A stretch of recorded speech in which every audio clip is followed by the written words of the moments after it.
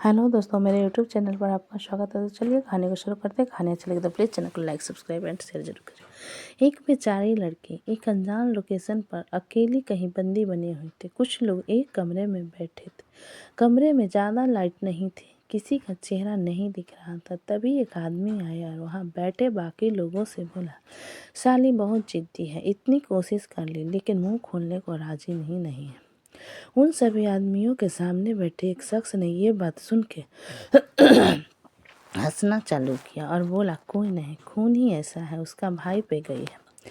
लेकिन एक दिन तो भूख के सामने अकड़ टूट ही जाएगी बेचारी की। जिस कमरे में वो लड़की बंद थी उसमें एक टेबल थी जिस पर खाने के प्लेट रखी थी। वहीं साइड में पानी का जग था और दीवार से सटा हुआ एक बिस्तर था जिस पे वो लड़की सो रही थी। कमरे में एकदम से बहुत तेज रोशनी जली और एक आवाज़ गूंजी, गुड मॉर्निंग सनशाइन। इस रोशनी और आवाज़ की वजह से बिस्तर पर सो रही वो लड़की घबरा के उठी। कुछ पल लगे उससे समझाने में कि वहाँ क्या हो रहा है, पर फिर उसने खुद को संभाला और सामने वाली दीवार पर लगे कैमरा की तरफ देखने लगी। कमरे में एक जोर की हंसने की आवाज़ आई और आवाज़ इस लड़की को छेड़ते हुए बोली, बिग बॉस चाहते हैं कि आप खाना खा लें। ये कहकर उस कमरे में अनाउंसमेंट कर रहा आदमी फिर हंस पड़ा। इस बार लड़की को गुस्सा आ गया और वो चिल्लाई, मुझे यहाँ से जाने दो, तुम नहीं जानते मेरे घर वाले को। अगर वो उस आवाज़ ने बीच में उस लड़की की बात को काटा, हम सबको जानते हैं, तभी तुझे यहाँ लाए हैं और अभी तुझे यहाँ कई दिन रहना है, इसलिए खाना शुरू कर दो and feel at home if you know what I mean.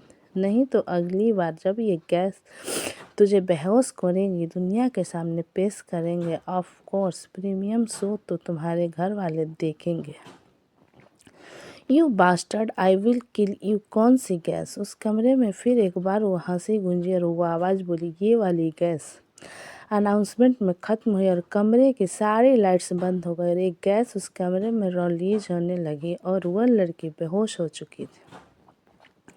जहाँ मीरा सारंग इस अनजान शैतान के पंजों में फंसी हुई थी, वहीं मृत्युंजय महक के साथ अपने हनीमून के लिए मनाली पहुँच गया था। महक और मृत्युंजय जब एयरपोर्ट से बाहर निकलते तो पहले ही 2 गाड़ियां बाहर उनका वेट कर रही थी और उन 2 गाड़ियों के साथ कई बॉडीगार्ड्स भी थे। महक कार में बैठते हुए मृत्युंजय से बोली, हर वक्त बॉडीगार्ड्स के बीच में रहना सर आपको अजीब नहीं लगता? मृत्युंजय बोला, जिसके पास दौलत, शोहरत और रुतबा होता है उसे मौत कब गले लगा ले पता नहीं होती, इसलिए सेफ्टी के लिए सब करना पड़ता है। इसमें अजीब लगने की क्या बात है? महक एकदम से बोली, और ऐसे दौलत, शोहरत और रुतबे का क्या जो अपनों के ही हमारा दुश्मन बना ले और ज़िंदगी मौत से लड़ने की जंग बन जाए। मृत्युंजय ने महक के बात पर आगे जवाब नहीं दिया और गाड़ी से बाहर देखने लगा। महक में बाहर चारों तरफ फैली हुई चांदनी में भीगी बर्फ की चादर को देख रही थी। महक ने अपनी ज़िंदगी में आज तक कभी इतना सुंदर नज़ारा नहीं देखा था। कुछ देर बाद उसकी गाड़ी एक फार्म हाउस के बाहर रुकी। जब महक गाड़ी से उतरी तो उसे हल्की ठंड महसूस हुई। मृत्युंजय बॉडीगार्ड्स को उनकी ड्यूटी के इंस्ट्रक्शन देकर महक के साथ फार्म हाउस के अंदर आ गया। फार्म हाउस ज़्यादा बड़ा नहीं था लेकिन काफ़ी खूबसूरत था। पूरे बाउंड्री को लकड़ी से बनाया गया था और घर में 4 कमरे, एक किचन और एक बड़ा सा गार्डन था जो महक को खासकर पसंद आया। मृत्युंजय कुछ ही देर में अपना कोट उतार कर बार कैबिनेट में से वाइन लेकर बैठ चुका था। महक अब भी थोड़ी कंफ्यूज हाल में के बीच खड़ी थी। उसने मृत्युंजय से पूछा, हमारा कमरा? मृत्युंजय बोला, ऊपर के फ्लोर पर, राइट साइड वाला। ऊपर रूम में जाकर जब महक ने खिड़की खोली और बाहर देखा तो हर तरफ खूबसूरती थी जिसे देख कर ही उसका मन खुशी से झूम उठा। एक प्यारा सा गाना गुनगुनाते हुए अपनी अनपैकिंग करके महक ने मृत्युंजय के लिए एक नाइट सूट बिस्तर पर रखा और एक अपने साथ लेकर बाथरूम में चली गई। जब महक फ्रेश होकर नीचे आई तो मृत्युंजय वाइन की आधी बोतल निपटा चुका था। महक उसको देखते हैं, फिर कुछ देर बाद किचन से उसके और अपने लिए गर्म सूप बना के लाती है और मृत्युंजय से कहती है, ये सूप पी लीजिए, आपको गर्मी महसूस करेगी। मृत्युंजय वाइन की बोतल की तरफ इशारा करते हुए कहता है, मैंने मांगा। मृत्युंजय के जवाब से कुछ नाराज होकर वो सूप का बाउल ले जाकर किचन में रख देती है, पर जैसे वह मुड़ती है मृत्युंजय उसके पीछे खड़ा होता है। पल भर के लिए महक घबरा जाती है और मृत्युंजय से पूछती है, क्या हुआ। मृत्युंजय को अपने पास खींच लेता और उसकी आंखों में देखते हुए कहता है, आई नीड यू। इतना कहकर मृत्युंजय के हाथ महक की कमर को कस के पकड़ लेते हैं और वो आगे बढ़ के महक के होठों को किस कर लेता है। महक की आंखें बंद हो जाती हैं। महक बिना किसी ऑब्जेक्शन के मृत्युंजय की बाहों में खुद को सौंप देती है। मृत्युंजय महक को लगातार स्मूच करना रहता है और धीरे धीरे महक का जिस्म भी मृत्युंजय के जिस्म के लिए कमजोर पड़ जाता है। फिर एक झटके में मृत्युंजय महक को गोद में से उठा लेता और उसे अपनी बाहों में लेकर ऊपर कमरे में चला जाता है। जब वो ऊपर कमरे में पहुंचता है तो देखता है कि बिस्तर पर काफ़ी सामान रखा है। वो फायर प्लेस के सामने फर्श पर बिछे कारपेट पर महक को लिटा देता है। रात की घड़ी बहुत ही नाजुक थी। मृत्युंजय उस कारपेट पर पड़ी अपनी बीबी की खूबसूरती को देखता और एकदम से उसके जिस्म पर से सैटर्न का नाइट सूट उतारने लगता है। तभी महक बोली, रुको। मृत्युंजय ने गहरी सांस ली और बुरी तरीके से महक को घूरते हुए बोला, व्हाट्स रॉन्ग विद यू। महक की आंखों में डर और चाहत दोनों थी। वो बोली, सर लाइट ऑफ कर दीजिए। नहीं। मृत्युंजय के इस नहीं में एक अजीब सी भूख थी। वो बोला, मैं तुम्हें पूरी तरह से देखना चाहता हूँ। महक ने मृत्युंजय के सीने पे हाथ रखा और कहा, आज नहीं प्लीज। मृत्युंजय ने बिना कुछ बोले अपना हाथ आगे बढ़ाया और लाइट ऑफ कर दी। अब कमरे में सिर्फ महक की चूड़ियाँ और दबी हुई सिसकियों की आवाज़ आ रही थी। मृत्युंजय ने एक एक करके महक के जिस्म को चूमते हुए उसकी नाइट सूट की शर्ट के बटन खोल रहा था। कुछ ही देर में दोनों के बदन पर एक धागा तक नहीं बचा था। दो जिस्म एक हो चुके थे। महक की सिसकियों अब तेज हो चुकी थी।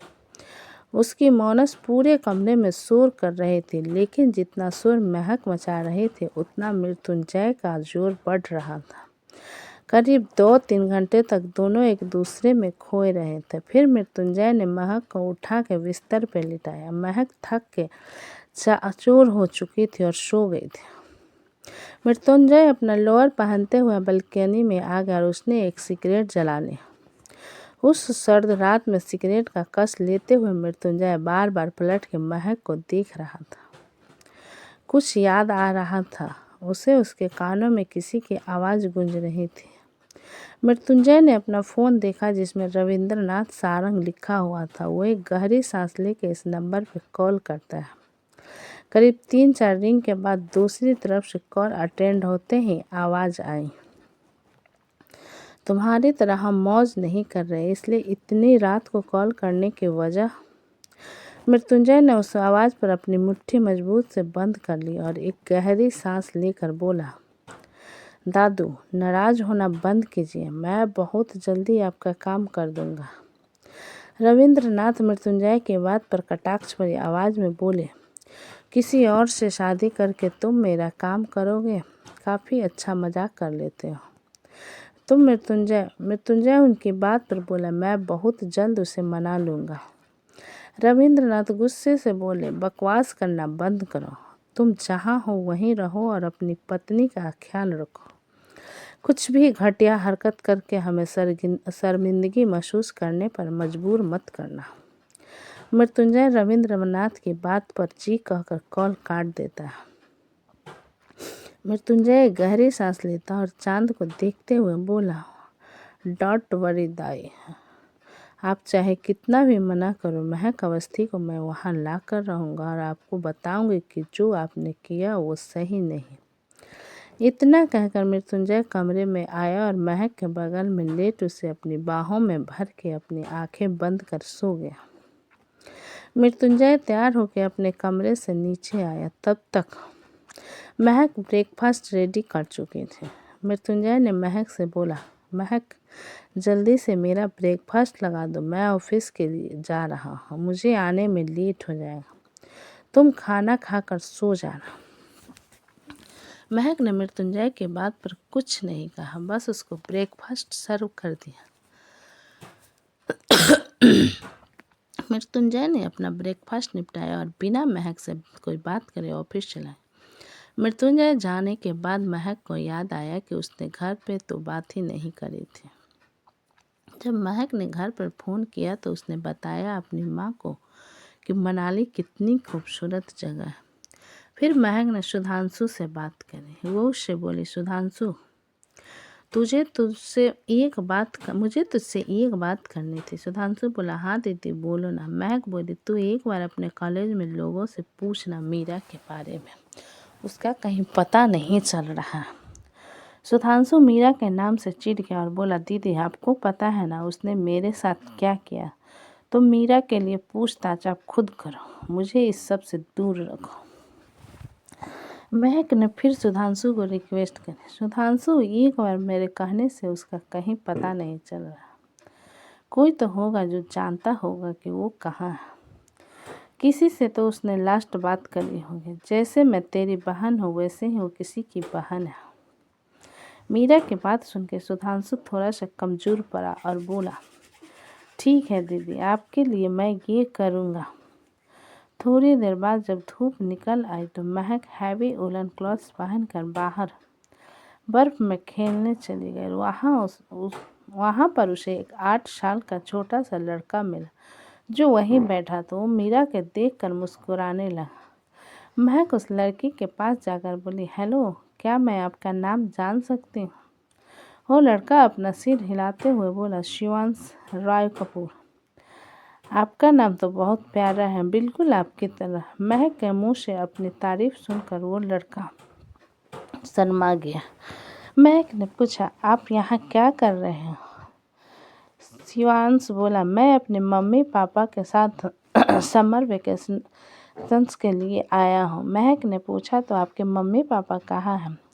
शिवांश बोला, वो काम से बाहर गए हैं, शाम को आएंगे। महक शिवांश के गाल को खींचते हुए बोली, मेरे हस्बैंड भी काम के सिलसिले में बाहर चले गए, उन्हें भी आते आते थोड़ी देर हो जाएगी, तो चलो क्यों ना हम दोनों साथ में एंजॉय करें। शिवांश महक के बात पर खुश होते हुए बोला, हाँ साथ में खेलते हैं। इतना कहकर ही उसने स्नो से बनी बॉल महक की तरफ फेंक कर मारी। महक बचते हुए उसके साथ खेलने लगे।